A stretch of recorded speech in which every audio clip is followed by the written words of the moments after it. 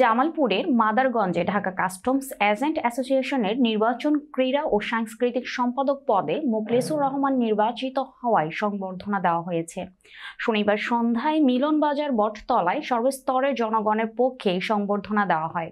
এতে বক্তব্য রাখেন ঢাকা কাস্টমস এজেন্টস অ্যাসোসিয়েশনের নবনির্বাচিত ক্রীড়া ও সাংস্কৃতিক বিষয়ক সম্পাদক মোহাম্মদ মোখলেছুর রহমান, মিলনবাজার বণিক সমিতির সভাপতি রফিকুল ইসলাম দেওয়ানের সভাপতিত্বে ও মাদারগঞ্জ উপজেলা প্রাথমিক সহকারী শিক্ষক ঐক্য পরিষদের সভাপতি ওমর ফারুক পলাশের সঞ্চালনায় আরো বক্তব্য রাখেন ঢাকা স্কাউট মার্কেট মালিক সমিতির সাধারণ আনিসুর রহমান ফাসুদ, গোনারিতলা ইউনিয়নের সাবেক চেয়ারম্যান জয়নাল আবেদিন আয়না, করইচড়া ইউনিয়ন আওয়ামী লীগের সভাপতি মোখলেছুর রহমান মুক্তা, মিলনবাজার বণিক সমিতির সাধারণ সম্পাদক সালাউদ্দিন শাহিন, ঢাকা কাস্টমস এমপ্লয়িজ অ্যাসোসিয়েশনের আইন গবেষণার বিষয়ক সম্পাদক মমতাজুর রহমান সহ আরো অনেকে।